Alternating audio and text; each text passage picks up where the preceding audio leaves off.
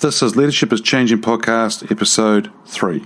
This is Jake Bezzant. I was former CEO and co-founder of Parking Sense. If you're wanting to learn more on how to embrace change and navigate through disruption as a leader, then listen to Leadership is Changing podcast with my good friend, Denis and Jake. Welcome to Leadership is Changing. Each week, we and our guests provide information and insights through exploring leading change. This is taking your leadership to another level by finding the balance between executive excellence and personal well-being through stories that inspire real change. It's time to adapt in our fast-moving world when leadership is changing with your host, Denis and Hey, welcome to the show, Leadership is Changing. What we as leaders know to be true is that change is constant. Leaders everywhere confront similar obstacles because people are people. But everywhere you go, leaders are overwhelmed, disrupted, and under pressure. They run from email to email, meeting to meeting. Many leaders are not changing quick enough, which means they run the risk of becoming irrelevant and being left behind. The purpose of the show is taking our listeners' leadership to another level by finding their balance between executive excellence and personal well-being through stories that inspire real change. I believe we don't have enough effective leaders in the world today. If we can get the leaders to step up and lead change, then they can inspire real change. It is now time to adapt in our fast-moving world. Team, today I have a guest. His name is Jake Bezzant, and Jake is started off in a law school and then helped launch a small tech startup and got listed in Australia. And then he's started another organization called Parking Sense. And so 5 years, he's taken a journey from New Zealand and then it's gone global. Jake, welcome to the show today. Hey, my pleasure to be here, Denis, and thanks for having me. Awesome. Hey, Jake, let's just start off a little bit more about your background. And that's really quite interesting how the law school, then you did a startup and then enlisted in Australia, but then you went into Parking Sense. So just tell us more about that whole journey. Yeah, look, traditional background, went to public schools here in New Zealand and then got the opportunity with student loan to go to university, study law. A couple of years in, I got the opportunity running into an old school friend's father who'd started a small tech sensor company. He had about 9 staff at the time, but he wanted to publicly list it. He needed a lawyer. I said I wasn't one. He said, I don't care. And so I went and started working part-time while I was studying full-time. 9 months later, being paid part-time, working full-time, 9 months later, we publicly listed on the ASX in Australia. That's still listed today, Smart Parking. And then by virtue of the fact that, the company was entrepreneurs, we'd gone from 9 staff to 1,200 staff inside about 18 months. So a big change for the entrepreneurs. And they decided to dump out. So, as a young guy, I was just finishing my law degree. I was kind of the only one left standing that sort of knew the company inside out, had done a lot of the deals, done a lot of the paperwork, was reporting to the ASX every week. So I kept running that one for another 12 months. And then 12 months to the day, I got the opportunity with a couple of the founders from that first company to start a new company and run it and basically create the framework that I wanted to up in the US, and that was Parking Sense. So we started that business in 2014, and by the time that I stood down as CEO in 2019, we'd become the largest in the world through a couple of acquisitions out of Spain and out of South America, operating in 51 countries today. And how many employees did you have in that organization? So that organization, we used to run what we would call, and I don't know if it's an appropriate name or not, it was called the Benetton model, which was basically we wanted to be very light. So at any one time, we were only up to 100 staff in the company. And then we used a lot of third-party contractors, both in terms of software, in terms of install of hardware. And it was a really interesting model, actually, distributors as well. And so we had a lot of moving parts. Some of it worked really well. Some of it probably could have been better, but all in all, it was a pretty good experience. Yeah, and I don't know. I mean, what are your thoughts about with COVID-19 and going through the pandemic and that? And a lot of businesses are going to go bankrupt through the economic times. It's going to be hard and so forth. But what are your thoughts on the way that businesses work? In other words, will they go to that model that you just talked about, whereby they'll have a smaller organization, but they will contract and bring more people in based on the services and things need? What are your thoughts on that? Yeah, look, I'm a big fan of it. I think, as we work through COVID-19, and the reality is the global economic climate was changing anyway before COVID-19. So I think the reality is businesses were having to start to change how they operated. Where do you find efficiencies? Are you as productive as you can be? And what we found is by using contractors in areas that we didn't specialize in, we weren't an install company. We weren't a marketing company. We were a technology company, and so we kept the staff in the company that did our core business skills, and then everyone else basically we outsourced because they were the best in the field of what they did. And why would you reinvent the wheel? Yeah. I'm going to go back to the comment you made before about the law school going into that other company and then going from 9 staff through to about 1,200 staff pretty quick, and then you were one of the ones left holding the organization and that. So couple questions here. One was the growth and how did you handle that growth as an organization? And the other one would be, what was it like for you as the young law student next minute holding this organization? What was it like for you as a leader as well? Yeah, I mean, my entire career has probably been pretty similar, where I've had people throw me in the deep end and hope I can swim. So it was just a fantastic opportunity. I was very fortunate that people gave me the opportunity they did. Don't get me wrong, it was daunting, and you're always going to make mistakes. I think that was something that, the founders of that first business, Smart Parking, were very upfront with. They said, look, we're throwing you in at the deep end. You'll make mistakes, but you'll also learn from them. Just don't make it twice. And so it was definitely daunting, and you're working massive hours and spending a huge amount of time overseas. So a lot of the businesses we acquired when we listed were up in Europe. So spending a lot of time going back and forward. I'd be in Australia once a month to report back to the ASX. So, we're traveling a lot, but it was just an incredibly exciting time. We backdoor listed. So we took a dormant shell on the ASX and listed through that. So, it was incredibly exciting, and you were buying businesses and, finding out that due diligence probably wasn't as good as it should have been and all of that good kind of thing. But it was a great experience, and I was, one I was very fortunate to have. Yeah, and I like what you said as well about the mistakes. You're going to make mistakes, so that's where we learn from that, right? But don't make the mistakes too many times. Well, I think that sometimes some of us, we make a mistake, but we'll go and do it the second time just to make sure it was a mistake in the first place, right? So, we'll make sure it is a mistake. Yeah, that's very cool. Hey, who is your favorite leader? Now, that could be somebody who's alive or from history, but who is your favorite leader and why? Yeah, look, the person who's a big role model for me for reasons it's probably not the same as everyone else is Steve Jobs, and purely because he kept picking himself up, right? I mean, Apple were on the brink of bankruptcy, 6 times through the 90s. He was dumped out of that CEO role, brought back. But he was a guy that he just had a vision. He knew what he wanted to achieve, and he found a way to achieve it. And I think that's, it's something that I've always tried to live by, and I think most successful CEOs and entrepreneurs do, which is you're going to get knocked down. People are going to tell you can't do it. They're not going to give you money all the time. You're going to be on the brink of collapse, everything else. But if you are truly that good and the business and the idea is truly that good, then you will be successful. And so I think, Steve Jobs just epitomized that. And then, once they had achieved greatness, Steve Jobs' ability to redefine what perfection is in that area was something special. I became quite close with a number of people in the C-suite at Apple, and those guys would tell me how, 2 days before the launch of the new Apple store in San Francisco, Jobs would walk in and say, no, I want to change it all. He was that kind of genius. And so, I just think in terms of admiration, I think he was the guy. Yeah, and when I got to travel a lot around the world and get to Silicon Valley, 3, 4, 5 times a year and go to those Apple stores and go to the Apple headquarters, amazing places that you get to see and what they've done there for sure. And so, getting knocked down and standing back up, and if your business idea, you as a leader are really good at what you do, then you will be able to get on with things. So dust yourself off, keep going. That's the key, right? Is to stay strong, stay focused, stay on the track and keep moving forward for sure. And on that note, Dennis, look, I think it's a really important point too, is, if you want to go down this line and you want to be successful as an entrepreneur and start your own thing, you are going to get knocked down, and you should be ready for that. It shouldn't be a surprise that it's going to be really hard. You're going to be on the ground a lot. Find a way to dust yourself off and get back up.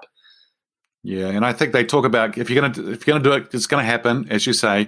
Get it done quickly, and then you can move on, right? So, which is really interesting. So, The show's name is Leadership is Changing. When I say that sort of term to you, or that statement, what does that mean for you? Yeah, a few things. And again, I was very fortunate. Some of the people I learned from, had the philosophy you should try and fill a room up with smarter people than yourself. And, for some of us, like myself, it wasn't that hard. But, I think the important thing there, and it's absolutely true, and it's a philosophy I always had, is, you're not going to be an expert across every area. And as an entrepreneur, it's actually really hard to accept that you need to bring other people in and, people that complement you. And what I mean by that is where are you weak? Analyze that, understand that, and bring those people in. Gone are the days where big companies and successful companies can have one person making all the decisions.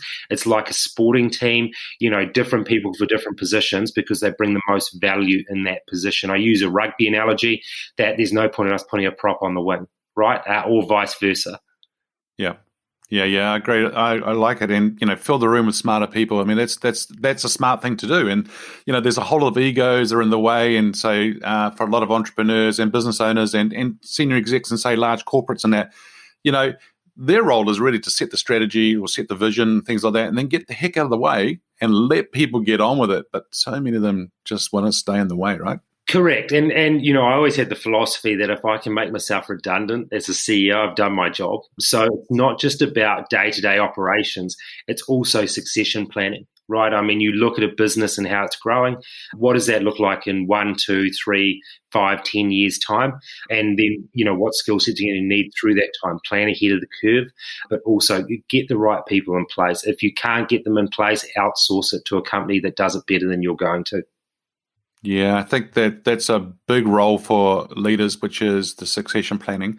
They tend to, I've seen a lot of leaders whereby they've gone off to another role and they're off, they're happy and they're doing the other role. But then when you look at the bench, as I call it, in other words, the team that they have who are below them, and in another sense, reporting to them, that they, who have they developed? Who is their future successor? And they don't always identify that person. So that's really important, that we have that succession plan and that we have the people that we're wanting to identify.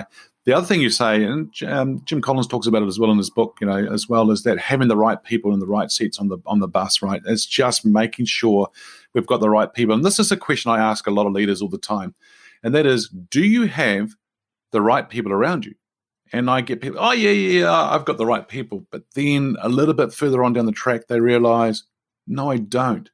And I think one of the biggest things, Jake, that I've seen with people around having the right people, if you don't have the right people, it's difficult. When you've got the right people, it happens. I wouldn't say it's easy, but it's easier. But it happens, and that's when you know you've got the right people. Absolutely, and I think that's people outside of the organisation, right? I mean, that those people to bounce those ideas off, somebody that you trust. I always think of it as it's almost the chief of staff that isn't the chief of staff. So they're there, they're super onto it. They've been there, done it. They can give you that advice, that sounding board, because I think sometimes, and particularly when you're running hard, the ability to step out of what you're and take a holistic approach is actually really, really difficult. So having that guidance, that sounding board, and sometimes you make exactly the same decision you were going to, but you feel a whole lot better about it because you bounced it off the right sort of person. Yeah, awesome. Yeah, good. So how has business or industry changed, and how's that demand, or what demand has that put on you as an individual and also the team or the leadership team? Yeah, look. I think even in my career, you've seen a big change in terms of the demand of time. So everything is real time now. Staff globally can get hold of you 24 hours a day, 7 days a week. Your team are continuously working day and night. So they're coming up with different things. So there's massive pressure on people, I think, from a point of view of time, but also from a global point of view. I mean, the world's going through, even before COVID, was going through sort of the fourth industrial revolution. And so what you see with that is that, industry is changing, and we were fortunate enough to be in the tech sector, but I'm involved in a number of businesses that are having to change what they do, whether that's forestry, whether that's manufacturing, machine learning. And so there's a really big change there, and it does two things, actually. One is it upskills all the workers because you need to be able to work with different machinery and do different things now. But two, it actually by and large, prolongs someone's career, because instead of, and I take forestry as an example, instead of running down a hill with a chainsaw, you are now sitting in a very warm cab in a machine, and the machine's doing it for you. So your ability to work longer is there. But I think, the connected world has changed the way we look at, whether we need to have a meeting in person, whether people are in the office or not doesn't really matter anymore. It's sort of become the norm that you can call someone 24 hours a day, 7 days a week, because, it's not working hours anymore. So I don't actually know if that's a good thing or not, to be quite honest with you. We were always very conscious of, having staff days and once a month doing something as a team that wasn't work, switch your phones off, put them in the box in the office, and we're going out to, play golf, paintball, whatever it was. And I think that's really, really important. And I think some companies have really got it right. And you've seen the success of that. So Google, Apple, Amazon, the free food on site, the playrooms for kids so they can take their family to work if they're going to work from work, the shuttle buses to and from the major campuses. I mean, all of that kind of thing is about creating an environment that we used to get, I think, at sport clubs, actually. People used to go to their sport club on the weekend and they would get that decompression from being at a sports club. I think a lot of businesses are trying to create that environment now, and I actually think that's a good thing. Yeah, it's an interesting culture how that goes, and time, as you say, really important in how we manage it. I mean, as I said in my introduction to the show, that people are running from email to email, meeting to meeting, and one exec I work with, they did a Gallup survey, which is, for the listeners, just a Gallup was whereby they did a survey, like a 360-degree survey on the leader, from their leader's point of view on that person, their peers, and their team.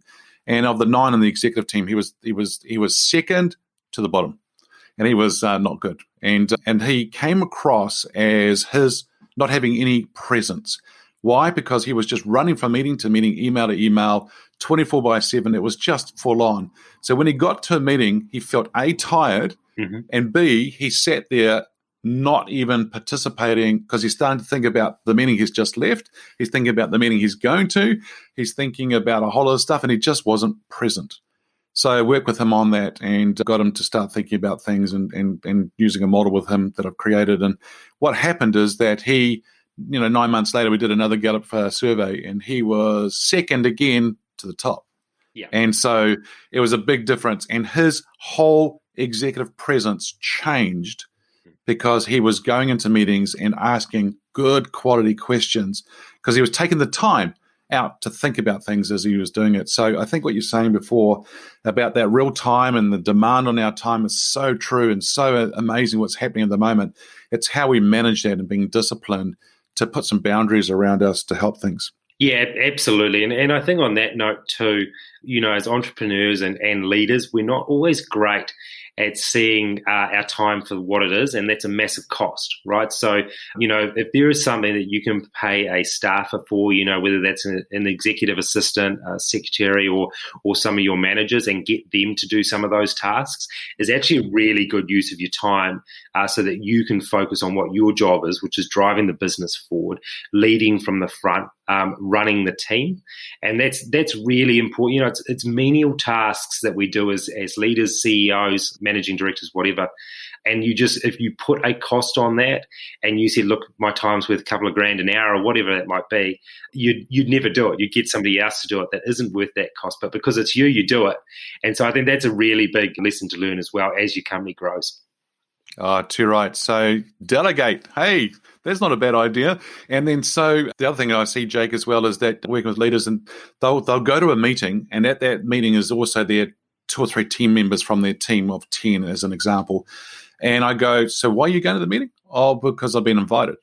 Mm-hmm. Okay, so why do you need to go to the meeting if you've got your team members going? They're going, oh, good point. And then the next question I ask is, if you don't go to the meeting because you've got your team meetings going, what do you think that does for the team? Mm-hmm. And what comes out of it is that, they do trust me.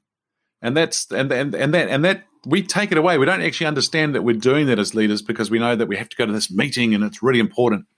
Yeah, look, totally agree with that. And you spend too much time in meetings, you feel like you need to. We actually adopted, and, I take other leaders' advice, and, if somebody's doing something better, I'm quite happy to copy it. Elon Musk sort of brought in with Tesla that if you're sitting in a meeting or on a phone call and you're not adding value, hang up or leave the meeting. Don't say anything. You don't have to. Just leave. And we adopted that strategy as well. And it took a little bit of getting used to. I got a few nervous looks from some staff where they thought they needed to leave. But, it was one of the best things we implemented. Because one, it's just, mentally you don't have time to focus on things that you're not adding value to or don't add value to you. So don't. You're not doing a favor to the company, your staff. You're not doing a favor to your staff because you're taking up their time. They're stressed about what they need to do. And it was I think it was actually one of the best policies we implemented. Just hang up or leave if you're not adding value or, the call's not adding value to you. Yep, great. So, listeners, I'm here on the show with Jake Bezzant, who has had a few startups and done very well as an entrepreneur and as a leader, gone from New Zealand through into the US and now across the globe, and it's great to have him on the show here. So, Jake, if there was one thing you could change in business as a leader today, what would it be? Look, I don't think the framework for businesses is actually right anymore. We have a framework for business that was effectively created 70 years ago after the last revolution, if you will. So in my view, I think countries as a whole actually need to change their framework, and the global economy needs to change. It's in massive flux right now with what's going on with COVID. So I would be very focused on that. I think that rolls across into institutes as well. The reality is the global climate's changed, and institutes aren't focused enough. When I say institutes, I mean universities, for example, focused enough on what the next wave of revolution looks like in terms of business. So, if I could change something, it would be giving our young people more of the skill sets that they're going to need to be successful in business. That's not to say that their law degrees and their management degrees and accounting, whatever else, aren't going to be valuable. But the reality is the business landscape has changed, and it's changed forever. And so we should be teaching our young people to deal with that and what a modern business and structure looks like so that they can cope and be successful with it. Yeah, I love it. Cope with the change and cope with the new frameworks and the way that business needs to be done going forward. So how has employees' expectations of leaders changed? I think it changes through the life of a company as well, to be honest. It depends on what country you're in. I think, my experience mostly in the US is that a leader in years gone by was seen as a bit of a figurehead to a certain degree, but certainly made the hard decisions across the board for everyone. Now, I think leaders are seen as much more a resource on the ground, but they trust their team. So what I mean by that is it's very flat structure now across businesses, and you have a number of leaders rather than a leader. And so that's a big change from even probably 35, 40 years ago. But it's absolutely a strength for businesses. You have a multiple number of leaders rather than one particular person making decisions, but not really on the ground anywhere else. Yeah. Can't be everything to everybody. You need to have multiple leaders, multiple people involved. Yeah, it's interesting, yeah. What makes a leader successful today in this fast-paced, ever-changing world? Being able to listen is probably right up there. Your ability to listen to the people you put around you. If you're going to hire someone, trust them to do the job.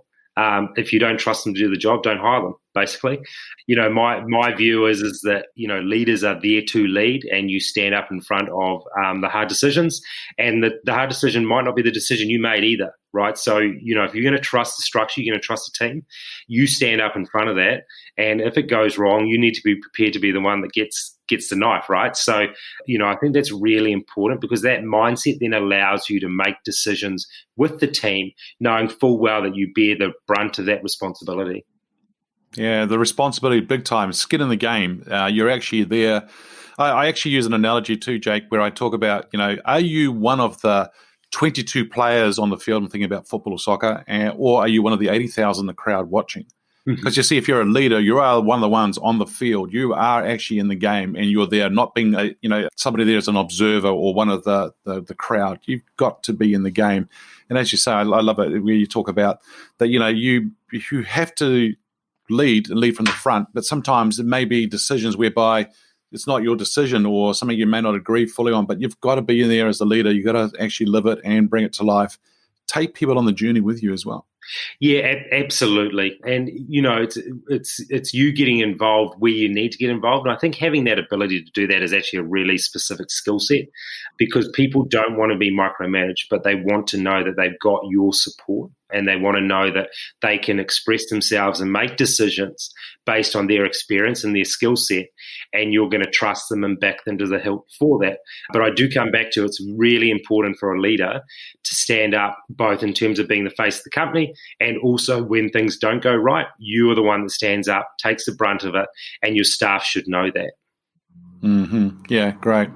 What about as leaders? I talk about that. I think as leaders, we're being watched as leaders all the time. So it comes down to what you just said around, the good times and the hard times.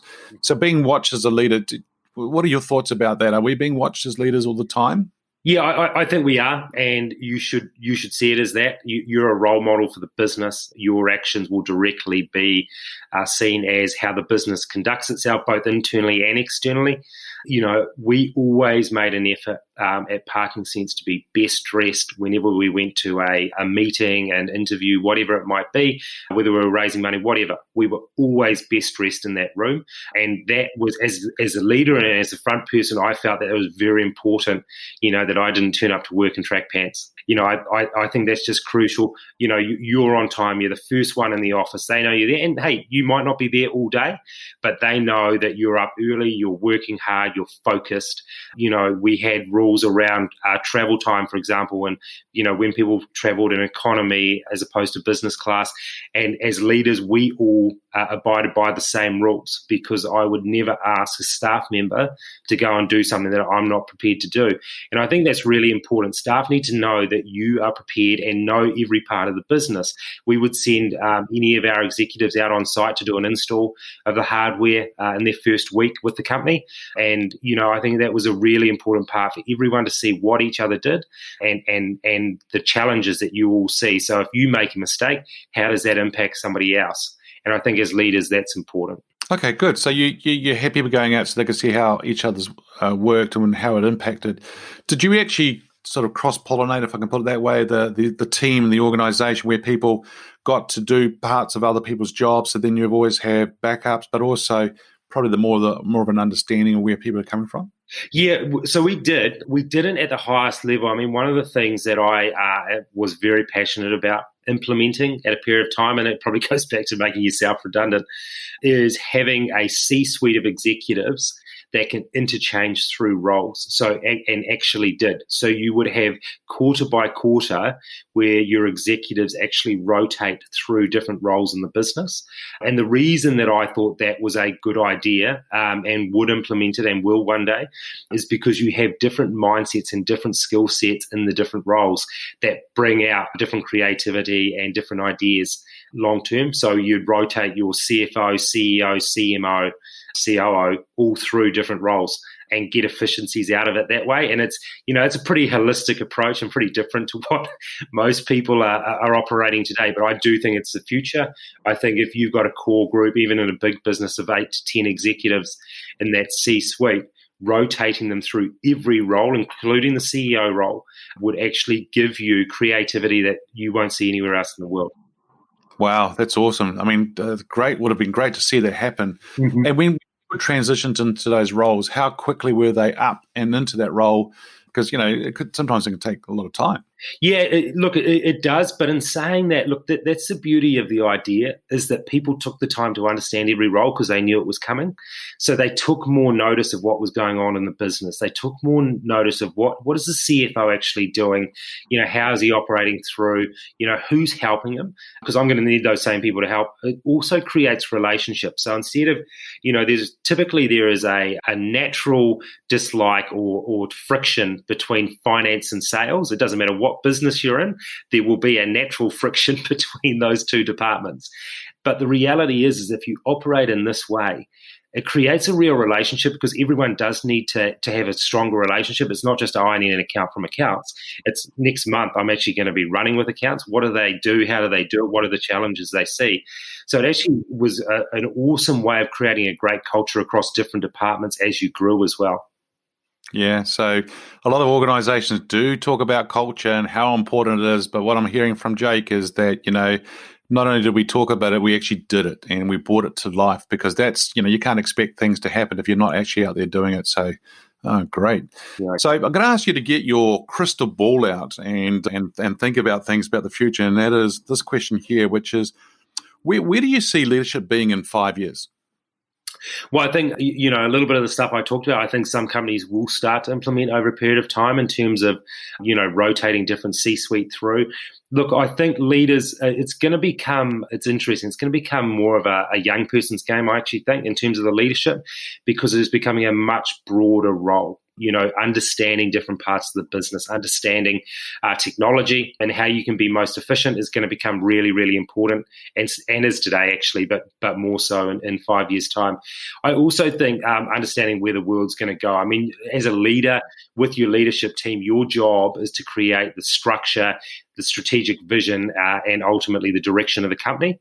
And I think when you look at where the world is going, your ability to see where you need to go as a business and where your team needs to go is going to be really important. So understanding the changing world is going to mean that it is a young person's game. And you're seeing that already across the US. Tech company CEOs typically, at 31, I'm probably in the sweet spot of tech company CEOs. By the time you hit 40, you're probably looking for a different role. So, from that point of view, I do think it's becoming a younger person's game. Yeah, there's a couple of things I just want to deep dive a little bit more with you on what you just said, because I think it's great. So executives, leaders, do they need to be digital savvy nowadays? Look, I don't think it hurts. And I think it's something that you at least have to have a base knowledge of. The reality is if you're good at what you do, you bring value to a business. So that's what I would say in terms of what you need in terms of your leaders. But being digital savvy in some way, shape, or form, I think is going to be important to get efficiencies out of the business. And it goes back to culture and what we're talking about before in terms of time. If you can use technology efficiently, then all of a sudden, you have more time on your hands, your headspace is clearer, you can make better decisions. If you're a one-finger typer, I would suggest going out and getting someone to work you through the technology that allows you to dictate through a microphone. It's things like that. Use technology actually to make you more efficient. You don't necessarily have to be more tech savvy, but have people help you and utilize your time in the best way to then help your team execute. Yeah, use technology to help you accelerate your leadership, your business, the change and all that. Just help do that. So good. The second point I was going to ask you, based on what you just say, with the younger ones coming through and that, I'm seeing, with COVID-19, we're already seeing a lot of organizations going to downsize and do that. And I'm seeing people probably early 40s to mid to late 50s who are going to be sucked out of organizations because they're now no longer needed. So what do you see that's going to happen a lot more? Do you see that's, and what do you think people might need to do around that space? Yeah. Look, I think it will. And I think there's going to be pain across all sectors actually in that regard. So, my advice would be it's twofold. One, I would urge governments to create framework so that people, just because you're in your 50s doesn't mean that you can't go and learn some new techniques, learn the new ways of doing things and take the opportunity actually to do something that you may have wanted to do for a long time. And that's where governments need to create the framework to support people to do that. From an individual point of view, I think we're never too old or too successful to stop learning, right? We should continue to learn throughout our lifetimes. It's in our DNA, it's in our nature to continue to learn if we want to. So I think that's really important at an individual level. How can I continue to learn? How can I continue to get better? Because the reality is as well is jobs where you sit there and it's just a paycheck and everything, there's no satisfaction in that. It's how can I do it better? How can we do things better? Learning new things and achieving something by learning something new is actually incredibly satisfying. It comes back to that mental health and your time management as well. So I think that's, that would be my advice is, don't be afraid to learn something new. It might be a bit daunting up front, but go and do it. You won't regret it. Awesome. You're never too old to learn something new, which is pretty cool. Jake, thank you for joining us on today's show. If our listeners are wanting to get hold of you, how do they do that? Yeah, look, anyone feel free to drop me a line at jake@jakebezzant.com. Always happy to touch base with people and help where I can. Great, thank you. What we as leaders know is to be true is that change is constant. Change is incredibly scary, especially with the unknown, the unfamiliar territory. It's time to adapt in our fast-moving world when leadership is changing. Look out for the episodes as they are published. Have a listen, put a review and a rating. If there's feedback that you'd like to give me on the show, please feel free to send me an email, dennis@leadingchangepartners.com. And if there is a question you want me to ask these leaders, feel free to send it to that same email address as well. Thanks for tuning in today. We'll talk again soon.